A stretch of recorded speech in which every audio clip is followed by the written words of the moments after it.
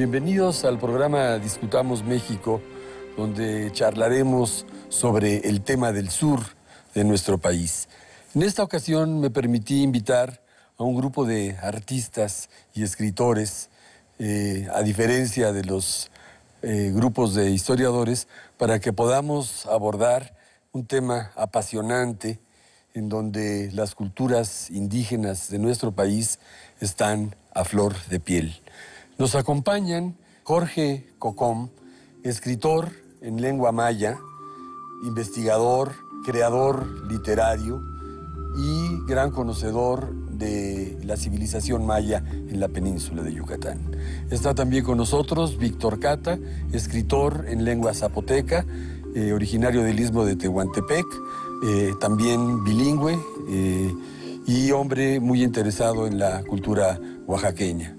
Está también el artista, pintor, escritor y albacea de Carlos Pellicer Cámara, mi querido amigo Carlos Pellicer López, un hombre muy leído y muy conocedor de la cultura olmeca. Está también la escritora Silvia Molina, que es, además de una extraordinaria amiga y una compañera de generación, originaria del estado de Campeche. Y está también el doctor y escritor Bruno Estañol, hombre de una gran curiosidad intelectual, para que podamos entre los seis tratar de dar cuenta de qué pasa con el sur de nuestro país y qué posibilidades vemos a futuro. Dice una frase popular que en México el norte trabaja, el sur sueña y el centro aprovecha. Y yo creo que esta frase de alguna manera sigue vigente y tal vez se refiera sobre todo al centralismo ancestral que ha privado en México y que de alguna manera, para desgracia de nosotros, sigue vigente y no hemos logrado superar. Por lo mismo quiero empezar preguntándole, le voy a preguntar primero a Carlos Pellicer, a Jorge y a Víctor, ¿cuáles consideran que son las principales aportaciones de las civilizaciones tan entrañables a México como pueden ser la olmeca, la cultura maya y la cultura mixteco-zapoteca? Bueno, mira, yo creo que todos sabemos que la cultura olmeca se le sigue considerando con toda razón como la cultura madre de nuestro país y de Mesoamérica. Se supone que floreció entre el 1200 y el 400 a.C. Y los tres sitios fundamentales de la cultura olmeca que se conocen hasta la fecha son San Lorenzo Tenochtitlan, Tres Zapotes, en el estado de Veracruz, estos dos, y La Venta en Tabasco, que fue descubierta realmente por un norteamericano, por Matthew Stirling, en el año 42, hizo los hallazgos de las cabezas, pero lo que se ha seguido descubriendo, lo que se ha seguido trabajando en la zona arqueológica de La Venta, pues nos muestra una ciudad como generalmente se construían las ciudades en esa época, primero que nada por motivos religiosos, y a mí me sorprende que lo más grande de La Venta, lo más sorprendente, no es lo que se ve, sino lo que está adentro, lo que está abajo de los montículos. En los años 50, que mi tío ya pasaba grandes temporadas en Villahermosa, porque ya había hecho el primer Museo del Estado, seguramente en una de estas temporadas pudo conocer La Venta y se preocupó mucho porque justamente en ese mismo lugar Petróleos Mexicanos ya estaba perforando. Es ahora uno de los campos petroleros importantes de Tabasco. Entonces mi tío se preocupó mucho porque vio que el porvenir para la venta pues estaba en la perforación y había que rescatar los monumentos lo antes posible para que no sufrieran más daños. Y con ayuda del mismo Petróleos Mexicanos y el gobernador de Tabasco, el general Orrico de los Llanos, pudo hacer el traslado de todas esas piezas maravillosas, los altares, las cabezas y las estelas que hoy se pueden ver en el Parque Museo de la Venta, que se distribuyeron en un terreno que se dio el gobierno del estado junto a la bellísima Laguna de las Ilusiones, allá en Villahermosa, que a la vuelta del tiempo nos dimos cuenta que es singular, es decir, es de los pocos trabajos arquitectónicos que se han hecho aquí en México, donde lo que luce es la naturaleza. No se ha hecho ninguna construcción prácticamente arquitectónica, sino que el paisaje es la arquitectura. Muchas gracias, querido Carlos. Jorge Cocom Pech, descendiente del gran Achicocom, de los grandes caciques mayas. Háblanos un poco de la cultura maya, sobre todo, digamos, en términos prehispánicos, y cómo parte de la cosmogonía, cómo parte de la lengua, cómo parte de la idiosincrasia ha logrado sobrevivir todavía en algunos lugares de la península de Yucatán. Bueno, en los últimos años, lo que se puede conocer de la civilización maya se puede tener acceso a través de Internet, ¿no?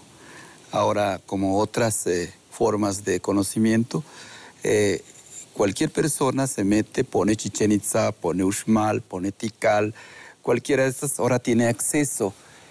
Sin embargo, hay otra forma de nuestra cultura o de nuestra civilización que persiste, que está en la tradición oral. Aquello que vive todavía en el viejo Xmén, que con respeto le pide a la tierra que le dé frutos, que con respeto le pide perdón y permiso para cultivar y para invadir ese espacio. Eso que todavía pervive en las comunidades rurales, que se mueven entre el sueño y la pesadilla, que es la pesadilla, este problema gran de migraciones y de procesos de interculturalidad en donde los mayas todavía tenemos que sobrevivir a esto recurriendo a nuestra vieja concepción de la naturaleza integrada a la tierra. El hombre pertenece a la tierra, no la tierra pertenece al hombre, me decía el viejo abuelo.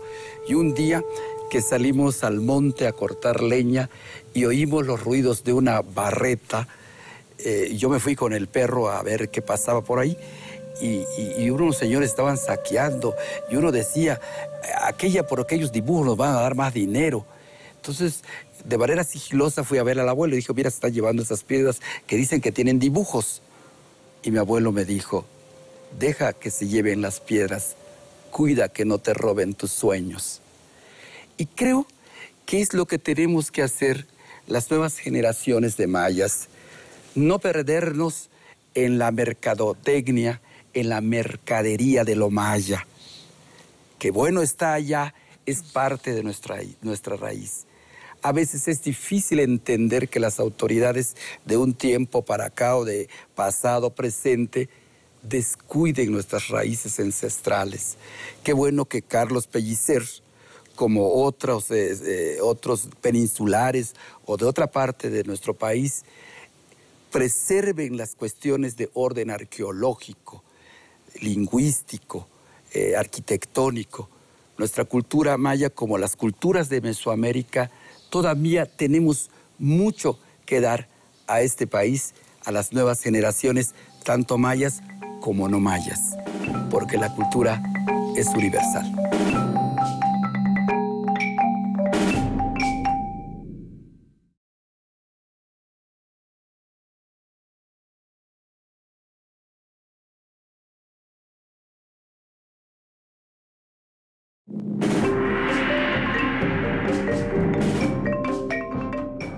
nuestra cultura maya como las culturas de Mesoamérica, todavía tenemos mucho que dar a este país, a las nuevas generaciones, tanto mayas como no mayas, porque la cultura es universal.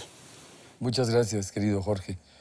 Ahora toca el turno de Víctor Cota, que me gustaría, Víctor, que a semejanza de lo que han hecho Carlos y lo que hizo Jorge, nos hablaras un poco de la otra extraordinaria cultura, otra extraordinaria etnia que fue la de los mixtecos y de los zapotecas, y que nos hablaras también un poquito de la correlación que tienen ustedes con el arte, con la pintura, con el colorido, que nos puedas hacer sentir viva esa cultura en este momento en nuestro país. Bueno, pues en lo que respecta a la cultura zapoteca, creo que fue una de las primeras, Monte Albán, donde se originó la escritura. Todavía se discute si fue ahí, pero hay elementos que están apuntando más que ahí se originó la escritura en la época clásica, si no es que un poquito antes. Y con respecto a las culturas indígenas de Oaxaca, hay una posición paradójica con respecto a ellas, una posición que ya había sido delatada o descrita por Manuel Gamio en su libro famoso Forjando Patria, en donde uno busca en la parte estética hacer una comparación con la cultura europea y a partir de ella establecer patrones estéticos que no tienen nada que ver con lo que se originó en cuestiones artísticas aquí con las culturas prehispánicas, porque el objetivo era distinto.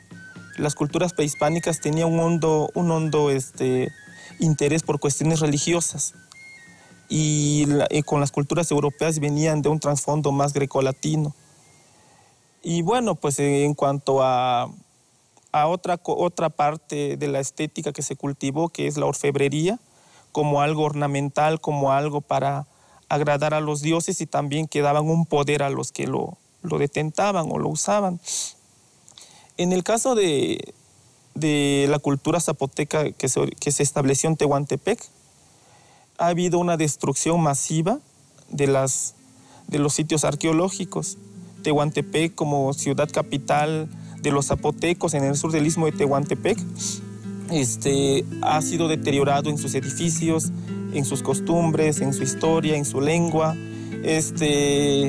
Conglomerado, mosaico lingüístico que había en el istmo de Tehuantepec en el siglo XVI y que reportó Juan Torres de Lagunas en sus relaciones geográficas, donde hablaba de 5 familias lingüísticas, ya no de variantes, de familias lingüísticas, como el zoque, el zapoteco, el mije, el guave y el chontal, que no tienen nada que ver una con la otra, pero que convivían y compartían un espacio geográfico importante y que fue reconocido por la misma corona española desde el siglo XVI con las cartas que envió Hernán Cortés al rey Carlos V, en donde le pedía que atendiera este lugar porque era una zona estratégica y de comunicación entre el Mar del Sur, que es el Pacífico, y el Mar del Norte, que es el Atlántico.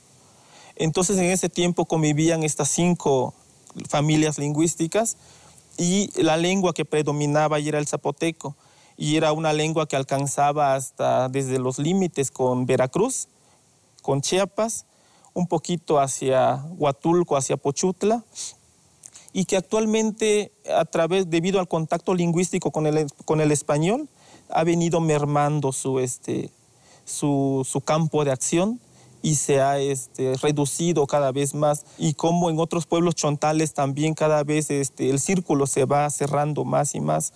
Y de 22 o 32 pueblos que se reportaban, actualmente 5 o 6 lo tienen como lengua cotidiana. Y los demás pueblos, otros ya desaparecieron y los otros lo tienen como lengua de cocina, lengua de casa, no lengua con un potencial de comunicación ni de establecer este vínculo con los otros. Muchas gracias. Sí, es cierto. Sin embargo, por ejemplo, tanto en Yucatán, en Oaxaca, por supuesto en Chiapas, se nota mucho todavía esta presencia indígena maravillosa y esta cultura en tantas cosas, decíamos, en la lengua, en la cocina, en el arte, en las canciones. Yo quería preguntarle a Bruno Estañol, Bruno, ¿y por qué en Tabasco se siente un poco menos la presencia, digamos, de los antecesores de carácter indígena? Y cuéntanos también un poco sobre la incursión que tuvieron los diferentes viajeros a nuestro país y que llegaron a la región de Tabasco, por favor. Pues gracias por la pregunta, porque me parece una pregunta muy interesante. Tabasco estaba habitado cuando llegaron los españoles por mayas, chontales, también llamados mayas putunes. Esos mayas putunes fueron unos mayas viajeros. Eran unos mayas que tenían grandes canoas y recorrían los ríos y el Golfo de México comerciando. De tal manera que es algo sumamente interesante. Allí es donde por primera vez se da el encuentro entre las dos culturas. Se da el encuentro pues entre Cortés y los indígenas organizados. Y allí por primera vez pues derrotan a los indígenas y Cortés funda el pueblo llamado Santa María de la Victoria, que es ahora frontera y que posteriormente va a representar pues el primer pueblo fundado por los españoles. La historia colonial de Tabasco es muy corta, porque los asentamientos de Santa María de la Victoria son hostigados rápidamente en el siglo XVI y XVII por los piratas ingleses, que tienen sus reales en lo que ahora es Ciudad del Carmen y entonces era la Laguna de Términos.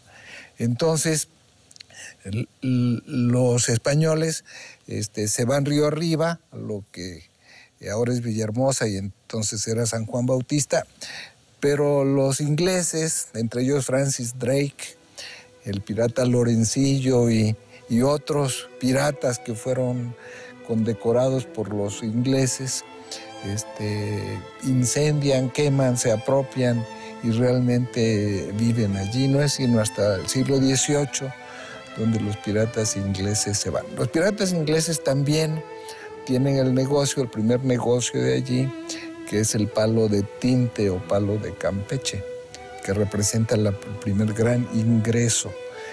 Eso es en el siglo XVIII. Y en el siglo XIX, que es donde realmente vuelve a resurgir toda la parte de Tabasco, digamos, colonial indígena, ocurre porque un presbítero que se llamaba Antonio de Cárdenas o José Antonio de Cárdenas asiste a las Cortes de Cádiz en el año de 1812. Y en las Cortes de Cádiz, Tabasco se considera por primera vez una provincia separada de Yucatán. Y entonces, porque gran parte de toda esa riqueza pasaba a Yucatán. Entonces empieza la segunda parte de la vida de Tabasco, que es la explotación de la madera, de las maderas preciosas y de la montería, que también fue muy, muy complicado todo eso. Es el siglo XVIII, entonces es un lugar que se hace muy cosmopolita, ¿no? Y compleméntanos la parte que decías de Garrido Canaval y la manera como finalmente incorpora a la población indígena. Tomás Garrido Canaval era un hombre que tenía ideas socialistas y muy afín al socialista yucateco Felipe Carrillo Puerto. Había estudiado su carrera de abogado en Campeche, precisamente, y cuando llegó a Tabasco era un hombre muy joven. En 1920 tendría 25 años. Entonces gobernó Tabasco desde el 20 hasta el 35 aproximadamente, a través de otras personas y él mismo.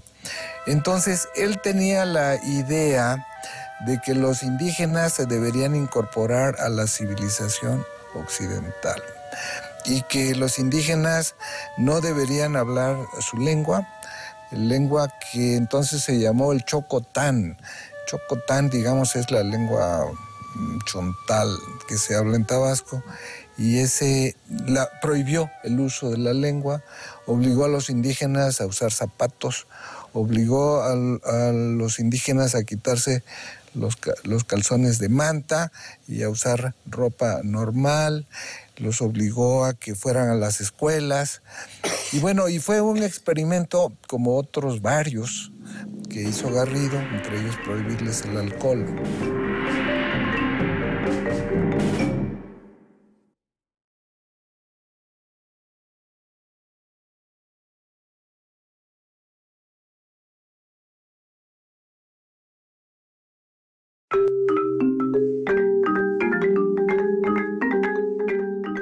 Obligó a los indígenas a quitarse los calzones de manta y a usar ropa normal, los obligó a que fueran a las escuelas.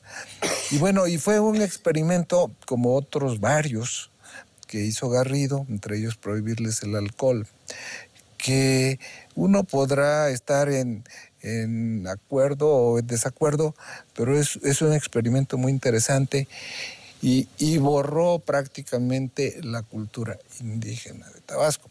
Sin embargo, la cultura indígena de Tabasco, digamos, se cuela en una especie de idiolecto o dialecto tabasqueño, porque cuando los tabasqueños hablan entre sí, están llenos de expresiones mayas y náhuatl también. Entonces, le da una riqueza tremenda a eso, al idioma, porque además hablan un idioma del siglo XVIII, o sea, el idioma español de Tabasco es un idioma viejo, poco contaminado, ¿no?, por el español moderno, y eso lo hace interesante. Y la otra cosa donde se cuela la cultura indígena de manera muy interesante es en la música, la de la marimba, y en la comida. La comida tabasqueña es verdaderamente extraordinaria y poco conocida, ¿no? Gracias, querido Bruno. Silvia, escritora con una obra muy reconocida, antropóloga, campechana de buena cepa.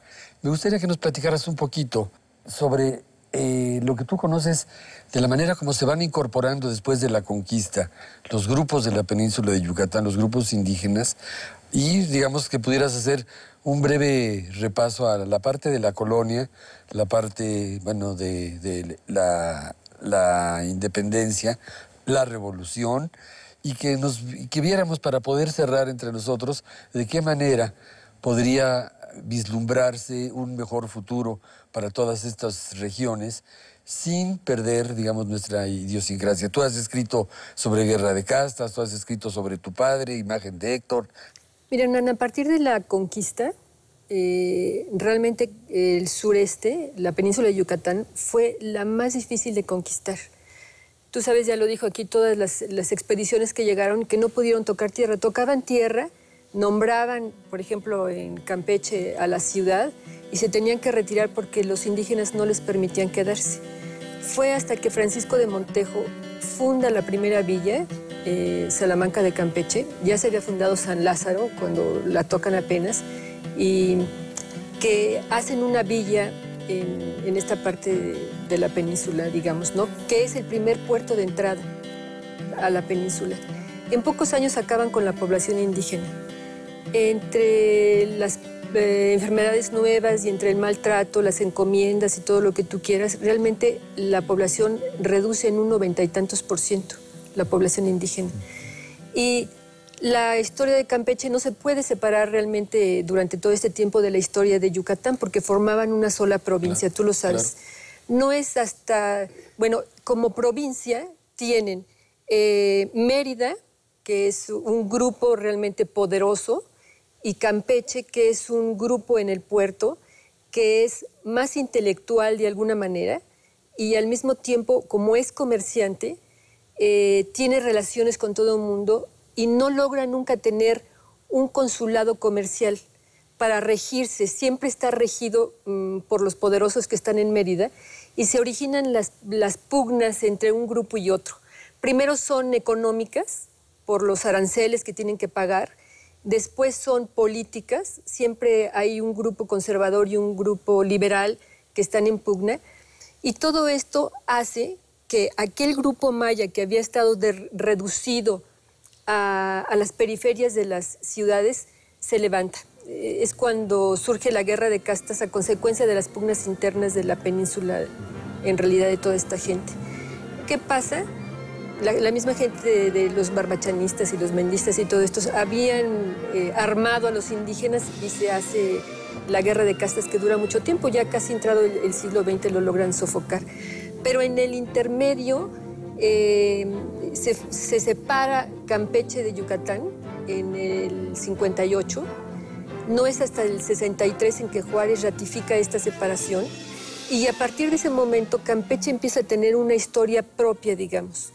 Y es una historia muy interesante porque después viene, durante la época de la independencia, ellos empiezan realmente a... No hay una lucha armada, ni mucho menos, pero fíjate que en la parte de Yucatán los españoles estaban muy ligados a la metrópolis en España porque tenían unos intereses muy claros. Era la Capitanía General también, exactamente, ¿no? Y los campechanos no, entonces los campechanos siempre se caracterizaron por ser más abiertos y más liberales. Más liberales y más abiertos también al resto de la República, sobre todo a través del Golfo de México. Claro. Bueno, y además ellos empiezan también una lucha a veces por el federalismo y a veces por el centralismo. Todo el siglo XIX se la pasan en luchas internas, de tal manera que están un poco alejados realmente de lo que sucede durante la independencia, aunque sí hay cierta influencia. Hay el primer gobernador revolucionario sin mayores cosas, y hay un gobernador de origen del Carmen, Shields, que se encarga de unificar a los campechanos que habían estado en estas pugnas, y cuando llega el gobernador Musel, también de origen, aunque había nacido en el norte, pero de origen campechano, entra con todas estas reformas hacia los peones en las haciendas, les da la libertad de movilizarse porque los tenían encerrados en las haciendas, les perdona todas las deudas, ¿no? Entra realmente la revolución. El cambio revolucionario, digamos, en Campeche se adopta. No hay una lucha armada porque ya estaban las condiciones dadas para que todos estos cambios sociales se dieran, ¿no? Es muy, muy interesante. Sí, muchas gracias, Silvia. Vamos a hacer una reflexión final donde me gustaría que pudiéramos participar todos. Estaría basada en la siguiente pregunta. ¿Cómo asumir a estas alturas del siglo XXI el compromiso que entraña incorporar la historia, las culturas a la diversidad cultural de nuestro país?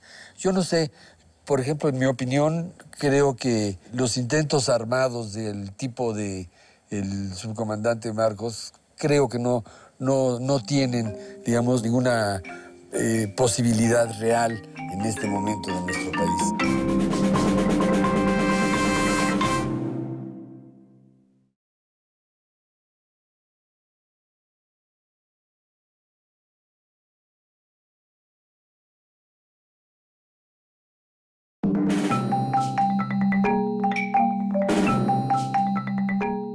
Creo que los intentos armados del tipo del subcomandante Marcos, creo que no tienen, digamos, ninguna posibilidad real en este momento de nuestro país. ¿Cómo podríamos pensar, vamos a empezar, Jorge, cómo podríamos pensar, o cuál sería la mejor manera de defender los derechos de las culturas aborígenes sin necesidad de ser paternalistas, sin necesidad de meterlos en una especie de reservación y sin necesidad de tratarlos, digamos, como ciudadanos de segunda? En mi opinión, por ejemplo, el caso específico de Benito Juárez tuvo el gran tino de pensar que todos los habitantes de este país eran mexicanos, y pienso yo que gracias a eso México, digamos, pudo salir, pero tenemos todavía rezagos. Jorge, ¿cómo verías tú, digamos, desde adentro, la mejor manera de incorporar a todas estas extraordinarias culturas, digamos, al pulso del siglo XXI y para crear realmente una sociedad multicultural como la que debemos ser desde hace mucho y que no lo hemos podido lograr. Bueno, empezaré diciendo que Marcos fue un producto mediático que acabó tragándose a sí mismo. Marcos nos arrebató la palabra y no la soltó. Y ahí quedamos, sin palabra, secuestrada por Marcos en una época. Al principio fue muy ideal, pero ¿qué pasó? Él mismo acabó con él mismo a través de los medios. Por un lado, para integrarnos a este proceso intercultural, necesitamos recobrar nuestra historia, nuestras raíces. Y es muy lamentable que en los últimos años se esté sacando a la historia de la primaria, de la secundaria. No es posible que se cercenen las raíces de un pueblo en estos últimos años. Necesitamos recuperar nuestra historia ancestral para no repetir los mismos errores, las mismas torpezas. Oye, ¿y la lengua maya, por ejemplo? Ahora, a eso quiero llegar. En los últimos años también ha habido un esfuerzo del Estado en sus diversas modalidades partidarias de recuperar la identidad y el sentido de pertenencia de los pueblos originarios, pero no ha sido gratuita, ha sido una lucha tenaz. No, ha sido una lucha tenaz de los pueblos sin protagonismos mediáticos. Hemos venido desde abajo, desde las familias, conservando nuestras costumbres. Más allá de un acuerdo, de un decreto, nuestra historia va a permanecer en la medida en que los indígenas la procuremos salvaguardar desde nuestras familias. Es con más educación, con más tolerancia, con un Estado más abierto, menos encubierto en sus pretensiones de dominación, saldremos adelante. Muchas gracias. Hay un proceso podría haber un proceso de descolonización, vamos a decir, Víctor, te pregunto a ti, en las comunidades, no solo pensaría yo en Oaxaca, pensaría a nivel nacional, ¿no? ¿Cómo descolonizarse sin, digamos, quedarse marginados? Bueno, pues esto me hace un poquito remontarme un poco hacia la situación que han vivido las lenguas indígenas con respecto al poder, en este caso al español, que fue en la época colonial, que uno de los primeros golpes que se le dio a los grupos indígenas fue con las reformas borbónicas, en donde establecieron y prohibieron que los caciques indígenas hablaran sus idiomas o permitieran que se hablaran los idiomas indígenas en sus lugares de dominio, so pena de quitarles cargos, títulos y todas las prebendas que conllevaba ser cacique. Después, el otro golpe terrible que vino fue cuando se da la independencia y se acaba la República de Indios, con estas reformas liberales que encabezó Juárez, en donde con esta idea de que todos éramos mexicanos, entonces todos teníamos los mismos derechos. Pero yo creo que partir de tratar igual al desigual es desigualdad. ¿Por qué? Porque se fueron sobre lo que urgía en ese momento. Urgía tener dinero, urgía uniformar un país, urgía que nos homogeneizáramos en un solo idioma, en una sola cultura, pero eso no era posible, puesto que en el caso del Istmo de Tehuantepec, a pesar de que convivían 5 familias lingüísticas, no eran iguales, ni las condiciones eran iguales entre ellas mismas. Entonces, con estas reformas de Juárez, que sí, pues le dieron un rostro al país, pero es un rostro con cicatrices. Es un rostro ahorita que la mitad está muerta y la otra está viva. Y en eso entran todas las lenguas y las culturas indígenas. Y el otro golpe que se dio fue con estas ideas liberales también, del tan respetado maestro José Vasconcelos, con su política cultural, con su política grecolatina, en donde buscaba occidentalizar a las culturas indígenas. Entonces subyace una idea de que ser indígena, de que hablar una lengua indígena es sinónimo de atraso, es sinónimo de no estar dentro de la civilización.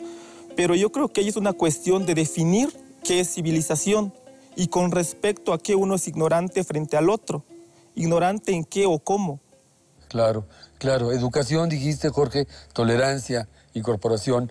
Vamos a un lado más amable, querido Carlos Pellicer, aprovechando tu calidad de artista. ¿Por qué no platicamos un poco sobre el proceso inverso? ¿Cómo ha influido en la pintura mexicana en particular, digamos, toda la civilización prehispánica? Digamos, tenemos muchísimos ejemplos como el propio Tamayo, estaban mencionando a Toledo, digo, cantidad de todos los muralistas mexicanos, una reflexión sobre qué es cómo nosotros finalmente, querámoslo o no, también se ha incorporado de una manera muy notable en las artes la cultura prehispánica. Me acuerdo que en un gran poema de mi tío, en el Canto a los Umacinta, dice: esta es la parte del mundo en que el piso se sigue construyendo. Los que allí nacimos tenemos una idea propia de lo que es el alma y de lo que es el cuerpo.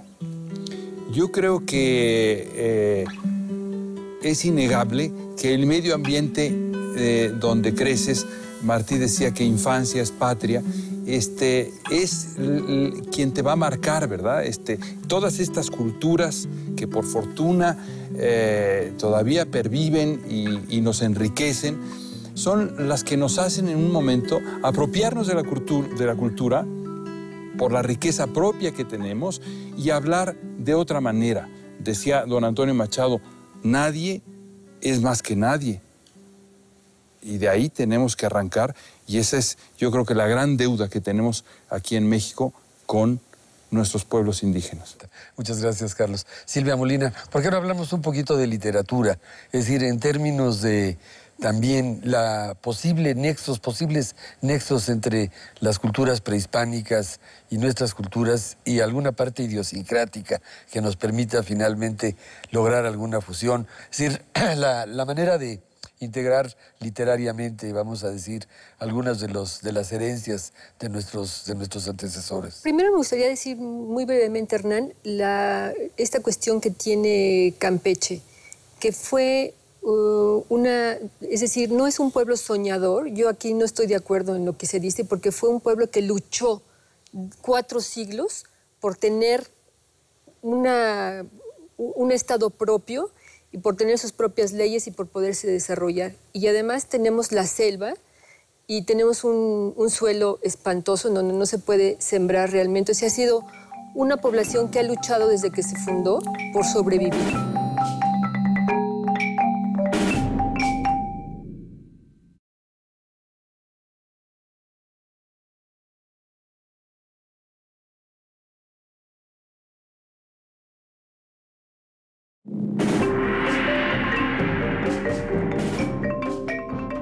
Esta cuestión que tiene Campeche, porque fue un pueblo que luchó 4 siglos por sobrevivir.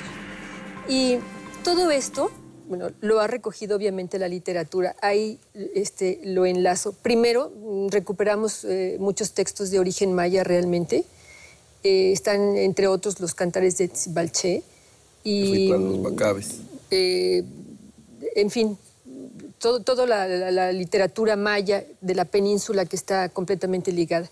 En el siglo XIX tenemos las mejores revistas literarias que pudieran haber existido en la península de Yucatán, hechas por Sierra O'Reilly. Justo Sierra O'Reilly, el padre de Justo Sierra, que fueron modelo de excelencia todas estas revistas.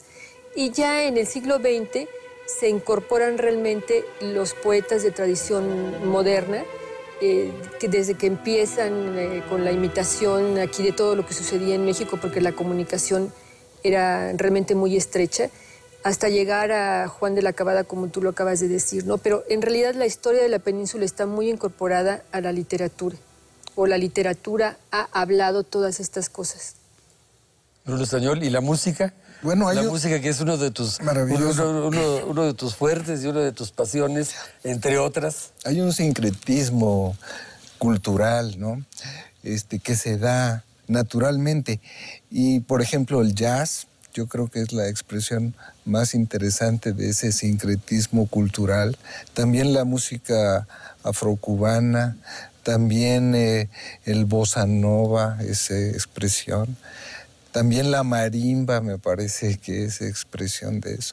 Tenemos que hacer tenemos que universalizar lo particular. O sea, no podemos ser un país folclórico, eso pienso yo también. O sea, nuestras culturas deben ser universales, deben ser conocidas por todos los demás. Y además tenemos que ver la parte económica, o sea, yo estoy convencido de que se requiere, si hay que vencer pues obstáculos, por ejemplo, en términos agrícolas o en términos de cultura para que mejore la situación económica de nuestros indígenas, es muy necesario. Ahora, yo creo que ese sincretismo cultural en México se ha dado en todo momento. Por ejemplo, en la pintura oaxaqueña, en el colorido, ¿no? Por ejemplo, de los pintores oaxaqueños, en el colorido también, yo creo, del mismo Rivera, en fin. Y en fin, pienso yo que ese sincretismo cultural se ha dado mucho en la música popular. En Yucatán se dio ese sincretismo en el cual aparece la música de Colombia, aparece la música de Cuba, aparece la música española, y todo junto hace esa trova yucateca tan excepcional e interesante. Y desde luego me parece a mí que el mejor ejemplo de sincretismo cultural es la comida. La comida, claro. Yo creo que lo que nos distingue, a veces pienso yo, bueno, ¿qué es lo que nos distingue como mexicanos? Sin duda alguna, la comida, ¿verdad? Ahora la comida mexicana está siendo muy reconocida en el mundo. Pero, por ejemplo, la gente nos conoce de fuera por la música, por los boleros, por el cine mexicano, ¿verdad? Esas han sido nuestras cartas de presentación. Vamos a hacer una ronda final de conclusiones. Vamos a empezar al revés, Bruno. Me gustó tu comentario, que es también muy apropiado. También el folclorismo puede conducir a caminos desatinados, tanto en arte como en política, como en la parte económica. ¿Qué podríamos hacer, insisto yo mucho, para de veras ponernos a la altura del siglo XXI, en donde se ha reconocido, como ha pasado en muchos lugares del mundo, que no hay etnia que merezca ser digamos, deplorada, que no pueda ser, que no debe ser dejada de tomarse en cuenta e incorporada, como sí se ha estado haciendo en los lugares más civilizados? O sea, ya asumir nuestro origen español y nuestro origen indígena. Indudablemente. ¿Verdad? Y no estoy en contra del folclore, ¿eh? Eso podría parecer, ¿no?, que estoy en contra del folclore. Estoy en contra de que seamos puro folclore. Claro. De eso, y pienso que el folclore se debe incorporar a la estructura, ¿no?, de lo que somos los mexicanos. Y creo que lo querramos o no, las culturas indígenas de México son las más importantes, yo creo, de toda América. Más importantes, yo creo, que en el Perú. Han tenido más influencia en nuestra vida cotidiana, ¿eh? Sí. Y entonces, pues ya está ahí, y yo creo que ya se universalizaron. Lo que yo creo que hay que hacer es que pervivan esas culturas, ¿sí?, con dignidad, y que tengamos, pues, posibilidad de darles justicia social y económica y educativa. Claro. Silvia. Yo apoyo lo que dice Bruno realmente, y haría énfasis en una educación. Realmente creo que la educación nos hace mucha falta para muchas cosas, para poder... La educación nos permite entender, como decía Wittgenstein, el límite de mi mundo es el límite de mis conceptos. En ese sentido, entender los conceptos de los otros, incorporarlos, ya dejar de burlarnos indistintamente porque sea una civilización presuntamente más o menos avanzada. El respeto a lo otro. A lo otro, al pensar del otro, al sentir del otro. Carlos Pellicer López. Sí, siguiendo en el mismo tenor, yo creo que siempre lo más fácil, lo más sencillo es pelearnos con el vecino, es lo más simple. Y eso es lo más lamentable que nos puede pasar. Es decir, todos somos distintos. Me encanta oír, por ejemplo, todas estas cosas que nos cuentan de Yucatán, de Oaxaca, lugares de una cultura maravillosa. Pero si nos cerramos, es decir, si decimos es que ellos son distintos, es que ellos mejor que estén aparte, pues es el acabose, es decir, es lo peor que nos puede suceder. Sí, es la reservación, la idea de la reservación, sí, que finalmente ha acabado con los pueblos en Estados Unidos. Exactamente, eso es lo peor que nos puede pasar. Lo más difícil siempre es el concierto, ¿sí? En encontrarnos en el diálogo y en aceptar las culturas que nos son ajenas. Eso es lo único que nos puede enriquecer, ¿verdad? Y eso, desgraciadamente, es lo que no hemos vivido en nuestra historia. Y no nos son ajenas, ¿verdad, Carlos? Pues no, porque no somos nosotros. Ha habido también una pequeña demagogia de parte de nuestros gobiernos en el sentido de que siempre nos hacen creer que hay una defensa de las culturas prehispánicas, pero profundamente, la verdad, hay una gran discriminación, a veces solapada y a veces, yo diría, cínica y abierta. Víctor Cata, ¿cómo verías o qué quisieras hacer a manera de comentario final? Simplemente reconocer una realidad que, si bien es cierto, formo parte de una comunidad indígena, hablante de una lengua primigenia, originaria de estas tierras, también es cierto que formo parte de un país, de una nación, en donde la lengua que rige es el español, y tengo el compromiso como indígena de dominarlo, es parte mía. No es una crítica a la lengua de Cervantes, sino es una crítica a esta política de pretender homogeneizar a un pueblo sin reconocer que está sustentado en una diversidad multiétnica y multicultural. Esa sería mi observación. Muchas gracias, Víctor. Jorge Cocom Pech. Con un breve poema que dice así: Atane unahila pishan tumenti kushana latzilopti uchiben shani la tuskupatalatán tikupatalatán, que quiere decir en español: tu idioma es la casa de tu alma. Ahí viven tus padres y tus abuelos. En esa casa milenaria, hogar de tus recuerdos, permanece tu palabra. Por eso, no llores la muerte de tu cuerpo, ni llores la muerte de tu alma. Tu cuerpo permanece en el rostro de tus hijos. Tu alma eternece en el fulgor de las estrellas. Gracias. Muchas gracias. Bueno, pues yo espero que en este programa Discutamos México, lo que hemos aportado aquí pueda ser parte importante para mejorar a nuestro país, nuestra visión del mundo, y poder finalmente asumir nuestra verdadera acepción de mexicanos, sin complejos, sin prejuicios y sobre todo pensando pues, en el bienestar de las mayorías, ¿no? Muchas gracias a todos ustedes por su participación. Gracias, Hernán. Gracias.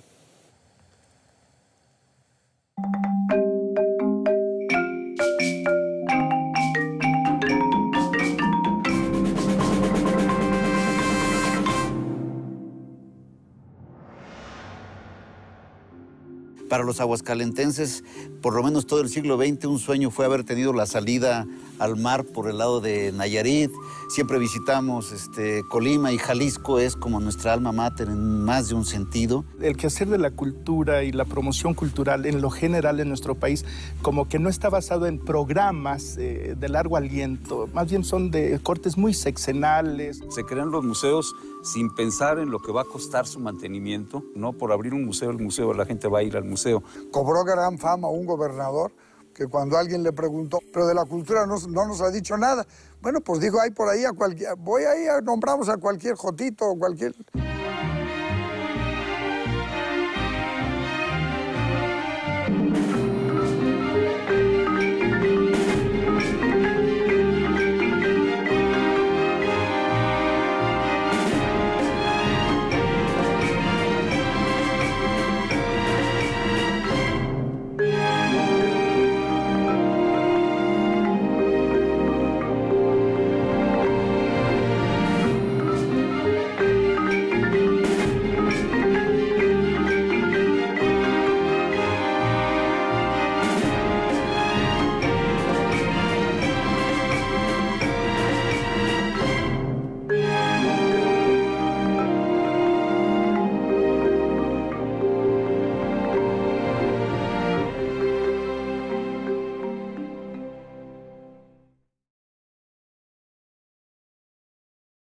Thank you.